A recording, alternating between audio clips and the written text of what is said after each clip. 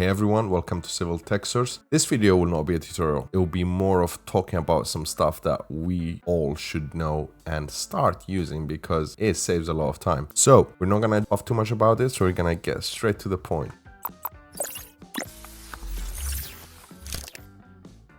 First things first, AI has come into drainage. And what I mean by that, AutoDesk AI drainage design feature with machine learning Deluge. This is an article by Trevor English, and basically it introduces the machine learning that they've done in InfoDrainage. Now, by all means, it's not an AI tool where you throw a site layout and it does the drainage design for you. I think we've got a few more steps to do before we get to that point. But what it does is, and it covers in that article, is basically it allows users to use a machine learning, let's say AI, that has run more than 10,000 of models on the Deluge, the overland flow analysis. Some of you might be like, well, what's the difference of having the 2D analysis from the interactive Deluge? Because this is the little thing I've been meaning to get my hands on and start playing with. Well, Trevor, in his article, he mentioned that there is a faster site analysis, there is a model stability, scalability, and iterative design. Now, the way I see it is all these are great. And actually, it opens up the foundations so we can keep using the cloud for the simulations, because you think any other AI model, basically you type a question and then it goes to the server does the research and gets you the answer, right? So nothing happens in your machine with the AI because you don't have all the parameters, all the stuff on your C drive. So this is good because now we have the foundations to keep expanding on it. And we started by doing the overland flow analysis. This is a surface. Now the surface obviously flows from here to there, and then it has like a ditch that runs along there.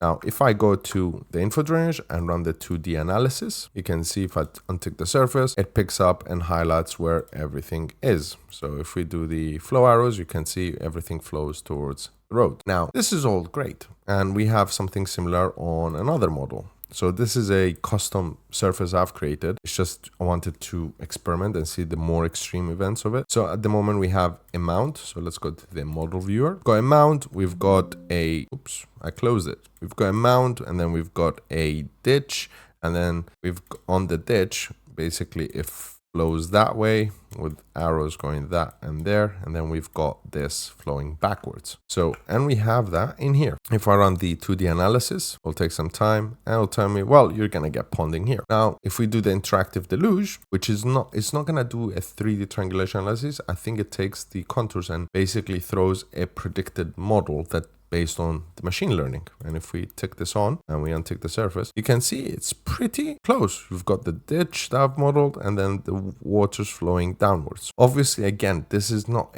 every single triangle analyzed by AI. It's just the overall surface as long as I understand it, that basically says, hey, what do you think how the surface would look like based on this surface? Where the 2D analysis takes every triangle, does the analysis. Now, is this good? Heck yeah, because for me, there is another point that I have not told you, and I'm gonna tell you now. Now, where interactive Deluge becomes very, very handy is that it takes into account all the SuDS features that we put in the InfoDrainage model. So if I design a pond right here, I'm gonna make the pond 1 meter deep, and I'm gonna do the elevation I'm gonna leave the elevation as it is for now. And then I'm gonna run the interactive Deluge again.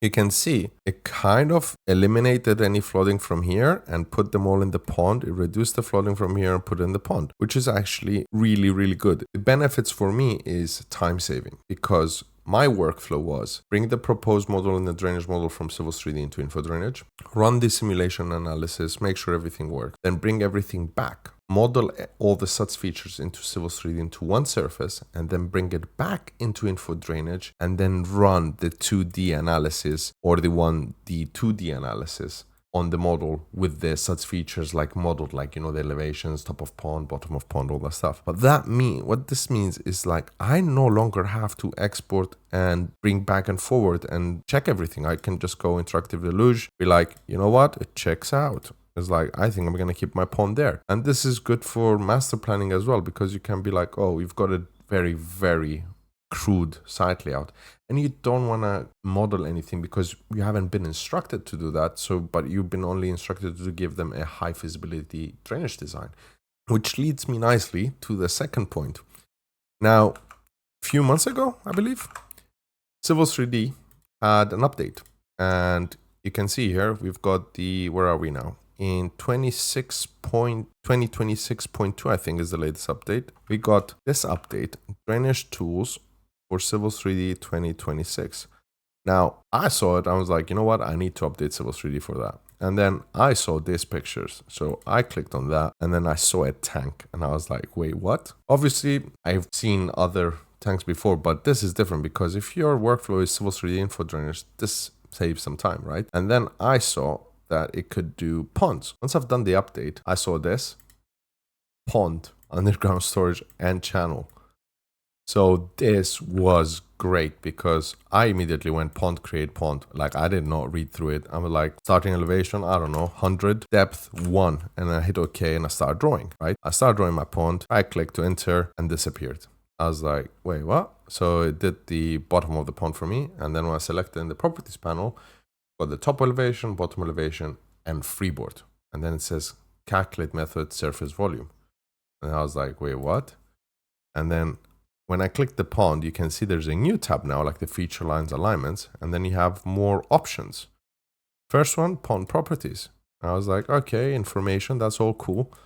Then this is when it hit me. I was like, okay, my previous video on how to design a one feature line to control your whole pond became obsolete because I don't know if you've watched the video. It's a video on how to design one feature line so you can design the rest of your pond. But this one basically goes way beyond that. So you drew one line, it created the bottom of the pond immediately, but then it calculates the storage for you with the freeboard. And that saves time because before you would have to create a surface, paste that feature line, drop it by 300 if your freeboard was 300, then run a volumetric analysis. This is like huge time saving. If maybe not huge, it's 5-10 minutes. That is a win that I will take. Now in the inflows, I saw that you can actually connect pipe channels and catchments. I was like, okay, this is cool. And then the outflows, which is outflows. I was like, this is cool. But then when I went and started seeing quick edit pond, I was like, okay, you can edit pond. And then I saw this. I was like, okay, this is neat. Like, this is really nice. Specify width, I don't know, 4.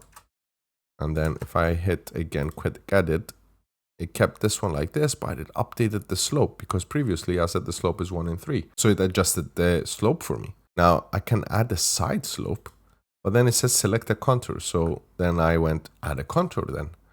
And then basically I can add the contour on which elevation I want. I typed E, I said I'll put it in the middle. Okay, so far so good. And then I go add slope again, select the contour. And then basically I was designing like a berm. And I was like, okay, let's add a slope, -40, so it falls towards the pond. I don't know, let's do it 3 meters. And I was like, okay, so it created a design that I was like, oh snap, like that would have taken me a few more steps to get there. And then I was like, okay, this is really good. But when it became perfect, and I'm not exaggerating or anything, it became perfect when we had the fillet pond. I saw that and I was like, okay, specify radius. And I thought I could select each one, but I couldn't. I had 6, all of them became 6. I was like, okay, that is very neat. But then when I went to grab it, I was expecting to see that the tangency will be broken, but actually no, it's not broken. And this is the best thing. And you can increase the radius and it's automatically updated. So this is by far a feature that I believe, and speaking for everyone, we were all waiting for, like to allow us to design ponds way easier. I'm gonna do a full tutorial later on the pond design, but this is by far one of the things that we wanted to see. I'm going to make a full tutorial on the pond. We're going to stop here, and to summarize, Deluge saves a lot of time because you can investigate your current proposed model with the SuDS feature without having to build them in the 3D, so you can do the 2D analysis. So that saves a lot of time. And then in Civil 3D, we've got some new features. So go update your Civil 3D so you can play with the pond and underground drainage channel. And I'll see you in the next tutorial. Thanks for watching.